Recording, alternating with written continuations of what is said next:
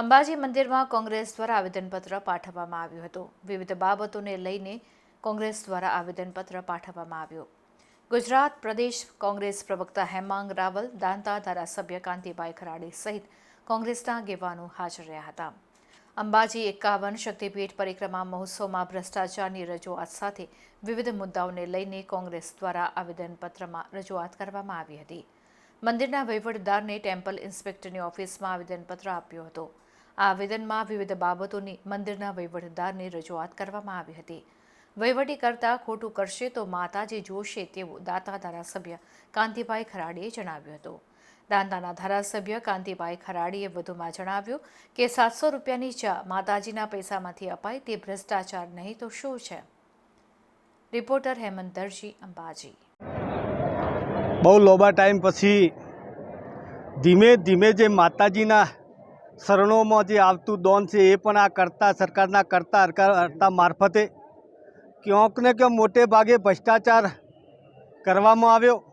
એના અનુસંધાને કોંગ્રેસ પક્ષ વતી કોંગ્રેસના અહીંયા સ્થાનિક ધારાસભ્ય તરીકે આ લોકો જે કરતા હતા સરકારના જે મોનિતા છે, આટલા દિવસ લોકોને જનતાને આ લોકોએ નથી છોડી, સાથે સાથે આ વખતે માતાજીના પણ શરણોમાં જે દોન આવે છે એને પણ છોડ્યું નથી।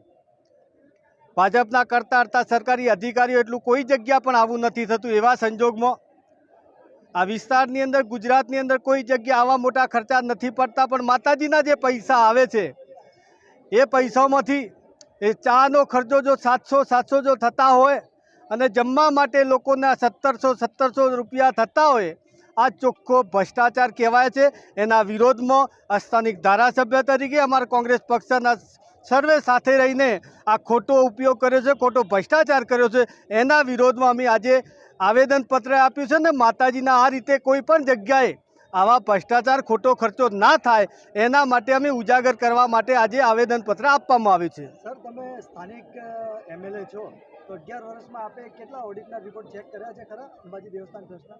સાચી વાત તો એ છે કે હું પોતે એટલો બધો રિપોર્ટ તપાસ ના કરી શકું, પણ મેં જગ જાહેર અહીંયા જ્યારે હું અહીંયા આવું છું, હું પોતે જ માફી માતાજીભાઈ માગતો હોઉં છું કે અહીંયા આવું છું તો કપ ચા અથવા તો માતાજીની પ્રસાદ, એના સિવાય હું કોઈ અપેક્ષા રાખતો નથી। અને અહીંયા જે માતાજીના શરણોમાં જે છે કરતા છે તે ખોટું કરશે તો માતાજી એનો હિસાબ લેશે।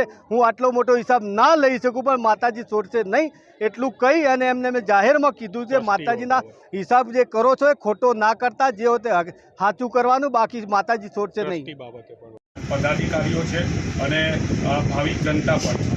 સૌપ્રથમ તો જે પ્રમાણે આરટીઆઈ દ્વારા માહિતી મળી છે અને એની અંદર મુખ્ય ચૂંટણી અધિકારીના નામે એક કોટેશન મંગાવવામાં આવે છે અને એ કોટેશન પછી એના જે પૈસા છે, એનું બિલ છે, એ ચૂંટણી તો હતી નહીં, એ 15 તારીખની અંદર 2 તારીખે 26/3 ચૂંટણીની જાહેરાત 16/3 થઈ હતી, છતાં પણ એ બિલ મંગાવવામાં આવે છે, એ મંજૂર કરવામાં આવે છે અને 15મી ફેબ્રુઆરીના રોજ મુખ્યમંત્રીશ્રી, મંત્રીશ્રી અને બાકીના લોકોને વિધાનસભાના અધ્યક્ષશ્રીએ આમંત્રણ આપે છે।